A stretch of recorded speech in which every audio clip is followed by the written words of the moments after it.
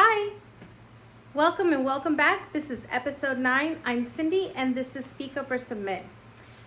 Today's topic, I'm going to make this a short video, as short as possible, because I want to point you to other videos that you can spend time actually listening to them. But this video is going to focus on what is queer theory and how it has infiltrated our school systems, and why children are being targeted as the audience for queer theory and how dangerous and destructive it is. And yes, I am not using those terms lightly. I am using them intentionally. Some of you may be aware I'm a big fan of Dr. Jordan Peterson, and he recently interviewed Logan. So he authored a book with Dr. James Lindsay, who I've also mentioned on this channel, called The Queering of the American Child.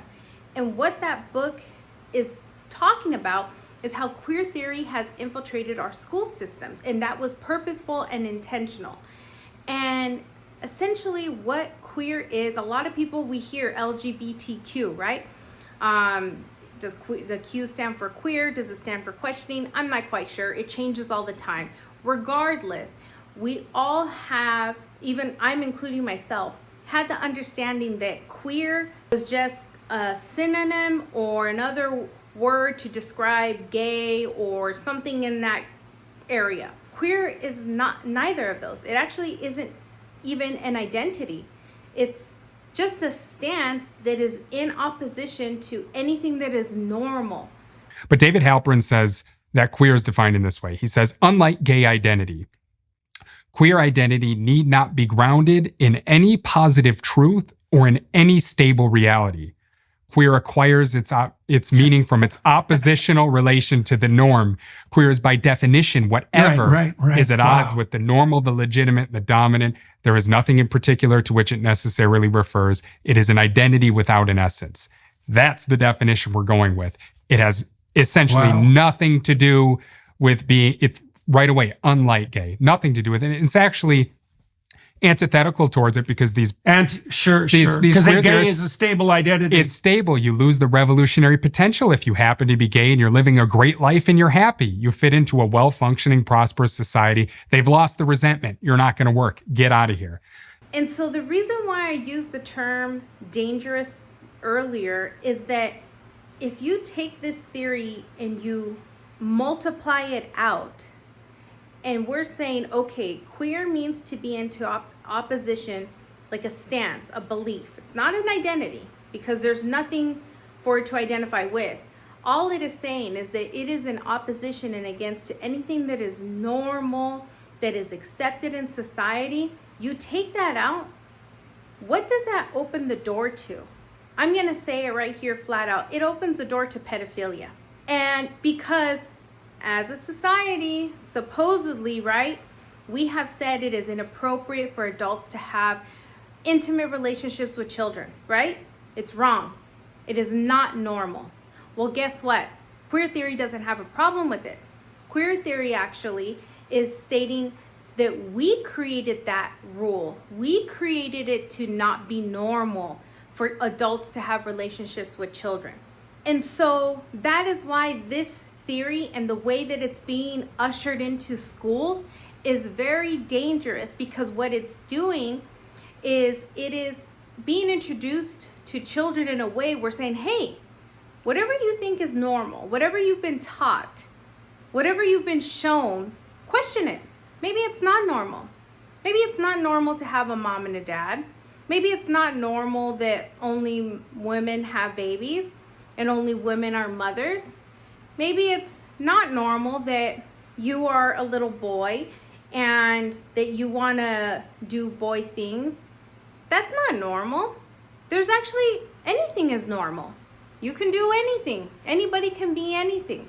Foucault is another key player in this queer theory arena and is heavily cited by individuals who are considered queer theorists. And I'm going to allow Dr. Jordan Peterson, a clip here, to give you a little insight into who this Foucault individual is and how it's very problematic that we have queer theorists who are putting this individual on a pedestal and then are taking that mindset, those theories, and wanting to then put them in the education system.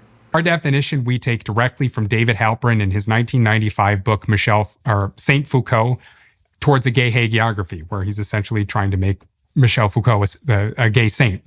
And in his book, he says that that would be the Michel Foucault who had a proclivity to take young boys into graveyards and have his hedonistic way with them. That Right. Saint Foucault, That that Saint Foucault. gentleman who bent his IQ of 180 his entire life in service of justifying the perversions that he was absolutely unable to control, even when he had AIDS, even when he knew it.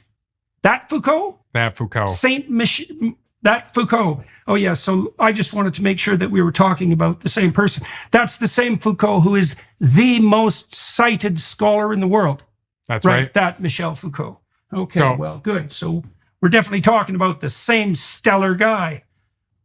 And so you see, folks, it matters that we be informed. I understand we are all busy. I'm busy. Everybody's busy. And I can only imagine parents who are working.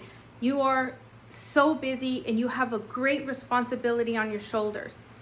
And so that's why I hope that you can use this channel to be a tool to help give you a line to where you can go to get more information. And I think this book, The Queering of the American Child, needs to be read by every parent so that you can know and be informed about what you are up against. If there has ever been a time that it has been paramount that parents have a rock solid relationship with their children, it is now. That pedophiles are never far away when queer theory is present. And of course not, because queer theory is the most caustic, destructive form of activism that's out there. There are no limiting principles on principles. So any rules, limitations, barriers you have, even around children, are going to get destroyed by queer theory because that's their goal.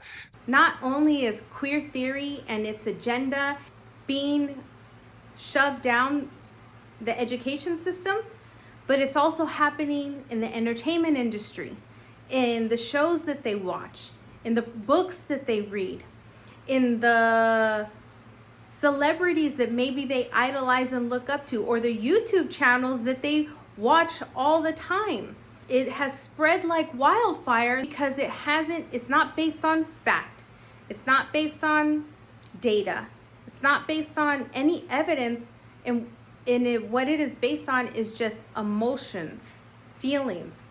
And it pulls on those levers, as Dr. Jordan Peterson and Logan Lansing have said so eloquently, that those are the levers that are used to easily manipulate individuals and cajole them into doing or believing whatever it is you want. It's actually what cult leaders do.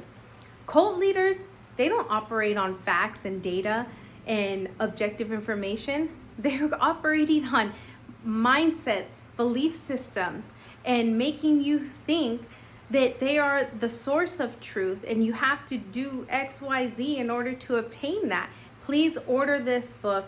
Please watch this interview and know that there is hope still, and it begins with you and the beautiful blessing that you have in being a parent and being able to influence and ensure that when your child is out there in the world and they're having those darts being thrown at them, that they're going to be able to shield them off because they have you who loves them, who is going to be there for them, and who they know is always going to support them as they walk through this life. And so I thank you for watching this video. I hope that you will share it. Please leave me in your comments, and I'll see you next week. Bye.